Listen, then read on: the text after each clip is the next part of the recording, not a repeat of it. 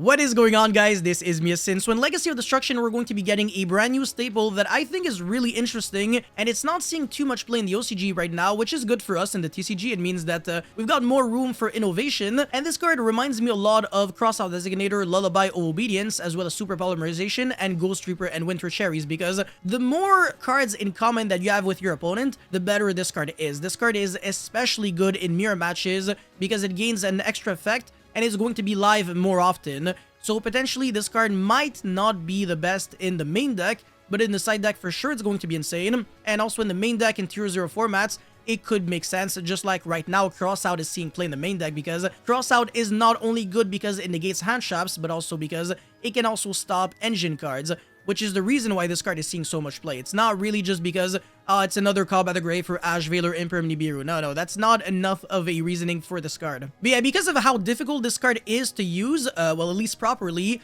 you really have to know what are the best targets for it, and also when to use it against your opponent. And I've done pretty much like a big compilation of the best monsters that you can really hurt from your opponent's side, but also summon on your field and kind of generate some advantage of, because it has a really complicated effect. And of course, I've done your homework for you, so I'll be showing you guys all these options, which are pretty much for the most part like the best things that you can do with this card.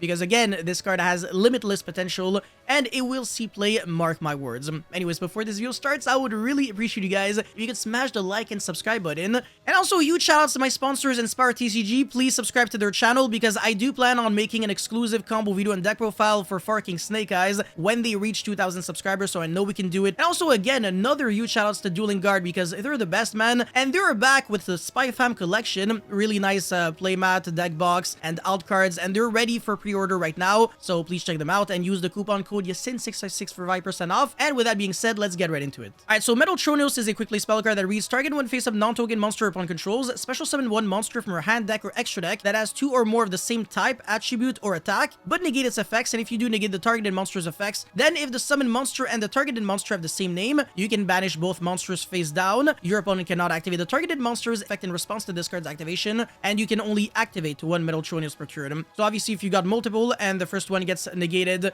by something else, not by the monster that you're trying to target, because it cannot activate its effects in response, well, you can just use another one, which is pretty cool. This card does remind me a little bit of Small World, because, you know, at the end of the day, this card does make you summon a monster that matches 2 out of 3 characteristics, where Small World, it's exactly 1 out of 5. So you can argue that Small World a little too complicated to use. Metal Tronios is also complicated because it does have to be 2 characteristics. So yeah, again, it's especially good in mirror matches, but sometimes it can also be good outside of them, especially against certain dark decks, because for some reason the dark attribute is everywhere. Like there's not a single deck that doesn't summon dark monsters. Okay, I'm obviously exaggerating, but you get the point. What can you do with it, and how does it behave? Well, it's pretty much the combination of Forbidden Chalice and Kashtira Fenrir, because you can negate the effect of a monster, your opponent can't respond, and then you can also banish it face down if you're summoning the exact same monster. Almost acts as a, I don't know, negate and banish face down, which is like one of the best things that you can do, that again, you can use on your turn and your opponent's turn. So drawing multiple copies is far from bad. It's not like Dark Ruler no more. So yeah, I'm actually a huge fan of Metal Tronios' design, but it gets really interesting when you factor in the fact that you don't have to banish your opponent's monster face down. You can just choose to not banish the monster that you're summoning and just use it for other reasons. So for example, if I'm using Metal Tronios against my opponent Borreload Savage Dragon, I am negating the Savage, so its negate is no longer relevant. My opponent cannot negate my Metal Tronios, and then I can summon either a dark monster with 3000 attack, or a dragon monster with 3000 attack, or a dark dragon. There are a lot of combinations, obviously. But yeah, the fact that you can summon a Dark Dragon means hello Absol Dragon or hello Black Metal Dragon. So I'm negating my opponent's Savage and I'm summoning like a 1-card combo. That is pretty good. That's actually really good. So Dragon Link players are going to be very happy having the potential of citing 3 copies of Metal Tronios again against literally anything that can summon dark dragons like Borreload Savage. And there's more than that, obviously. But yeah, again, anything with like the dark attribute is insane. And also Noctovision Dragon, another monster that you can summon.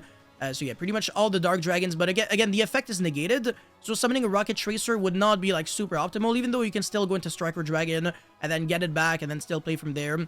Summoning something that has a graveyard effect is really where it's at. If you can target your opponent's IP Masquerena, you can summon a Firewall Defensor, another 1-card combo, and you're negating the Masquerena completely and your opponent cannot dodge it.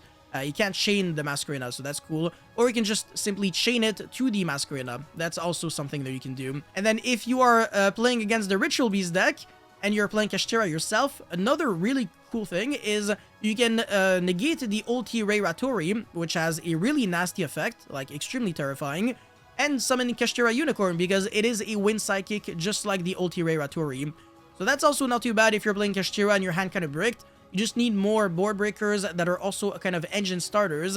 Then you got like a way to make your Theosis live or the Rise Art actually do something, because you just need like another level 7 body. Then, you know, that's one of the good plays that you can do. And if you're playing against something that can summon Toad, for example, you can negate the Toad. Again, your opponent cannot respond. And then you can summon the Mirror Magic Master of the Ice Bearer from the deck. And then when you summon something else, and then you link off or synchro off, then you can just search with the Mirror Magic, search the monster reborn, and then revive back the Mirror Magic, and then use its effect, summon 3 tokens, and then synchro summon and do all kinds of things. I'm actually a really big fan of that play as well. But it's really nice how when you're targeting some of the, some of the more dangerous cards that people can summon, there's always a really nice play that you can do. And obviously it gets way deeper than that. I'm just really scratching the surface right now. One of the cool plays that you can do, everybody plays Baron de Fleur. It's one of the most popular extra deck cards in the game. This is a Wind Warrior with 3000 attack, meaning that if you target it, then you can summon something like Stardust Warrior, another Wind Warrior of 3k attack. What a coincidence. It matches everything about Baron. Even the defense, I think, is almost the same, 25, 24. But yeah, you can summon Stardust Warrior and choose not to negate, not to banish. Well, obviously you can't banish the Baron de Fleur because it's not the same monster. But you're summoning a Stardust Warrior, and then you can crash the Stardust Warrior, and since Stardust Warrior was destroyed by battle, you can special summon one Warrior Synchro monster from your extra deck, and it is treated as a Synchro summon. That is what the card does. So you can summon a Stardust Charge Warrior on the damage step and then draw 1 card, because it is synchro summoned thanks to the effect of Stardust Warrior, and then you can keep attacking every other monster upon controls. So with one single card, we were able to negate and get rid of the Baron de Fleur, summon a Stardust Charge Warrior, and draw 1 card. So it's a strict +1 while our opponent goes -1, and we can still keep attacking over several monsters. So I actually think this is a really cool play, but if you don't need the draw 1, and you need to keep breaking the board even further, you can go into Jet Warrior, and if this card is Synchro Summon, you can target 1 card your opponent controls, return it to the hand. So that's also really nice, because then you can kind of trade 1 for 2.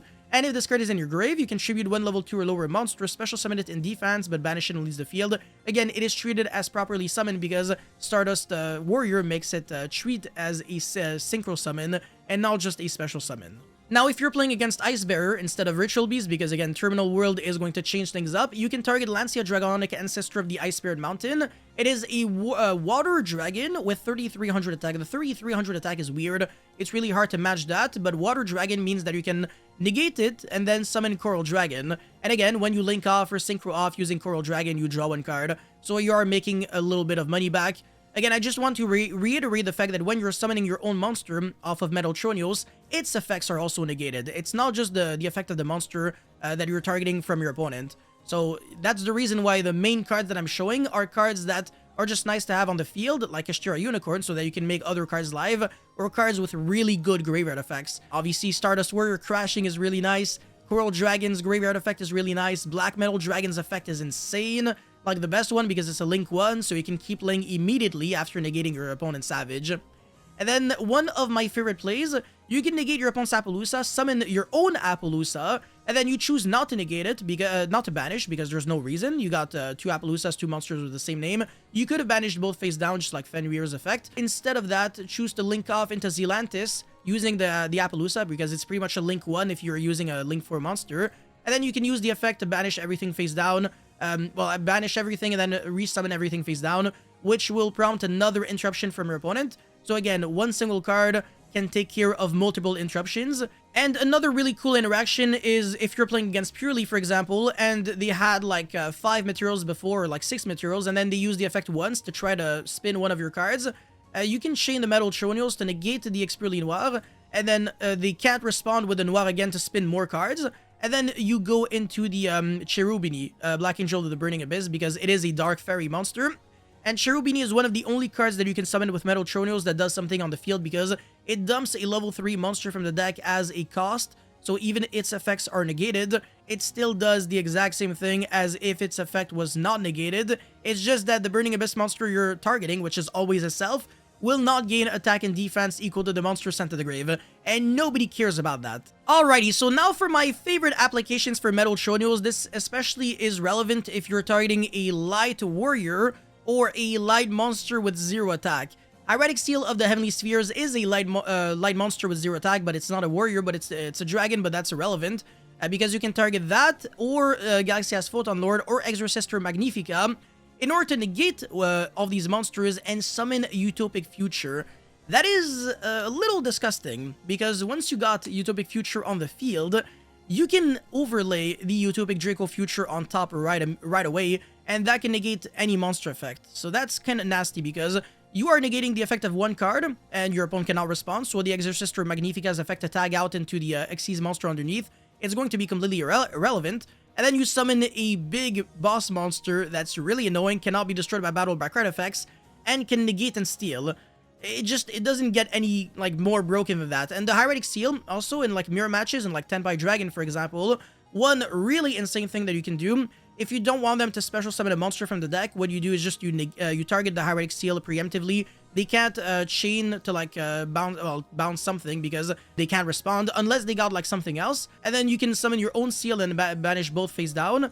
And that way, your opponent will not be able to get advantage. So that's really relevant. But yeah, the Utopic Draco Future play is just insane. It also applies for, like, Skull Guardian. If your opponent doesn't have the barrier, you can just negate that and then summon Utopic Future into Utopic Draco Future. And this is gonna jump, go down from 41 to 2050 attack. And then you can jump over and negate something else, which is also insane. And then the Visa Starfrost is another target for Metal Chonios when you're targeting one of these monsters. Well, this time it really has to be a Light Warrior, because 2100 attack is not the kind of thing you're going to be seeing very often. You could theoretically negate Cyber Dragon and then summon this, but it's completely irrelevant because Cyber Dragon doesn't have an effect on field. But yeah, Visa Starfrost is another crazy monster to summon, because it is a card that its effects on the field are relevant. I don't even think it has one. You're just trying to turn it into the Link 1 so you can get your stuff going. This is insane, but one of my favorite interactions would be with SP Little Knight. So one thing that you can do, actually, is that you target your opponent's SP when they try to banish one of your cards.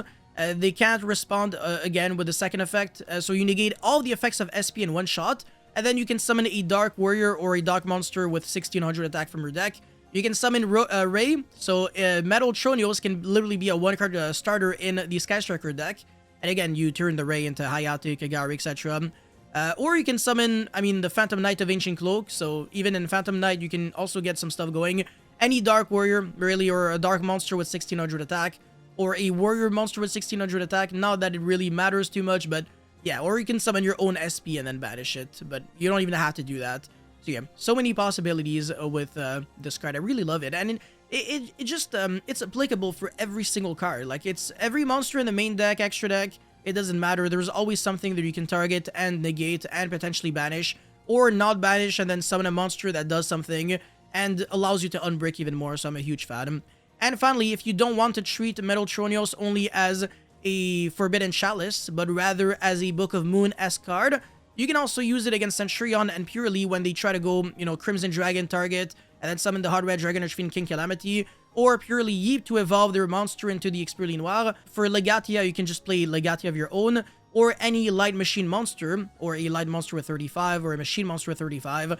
But just playing your own Legatia is what you really have to do, because you want to be able to banish that Legatia so that Crimson Dragon will not be able to summon anything, because there's no monster that really has a level on resolution, so Crimson Dragon, it becomes just confused. Purely Monstrous is the exact same, so in a mirror match, this card is especially broken. Metal Chonios could be like one of the best cards for you. This card is especially broken in Tier 0 formats, but even outside of that, I still think it's a really good card, at least in the side deck. Anyways, that's it for this video, guys. Thank you so much for watching. Don't forget to like and subscribe, and I'll see you guys very, very soon. And also, let me know your thoughts about this card. Peace.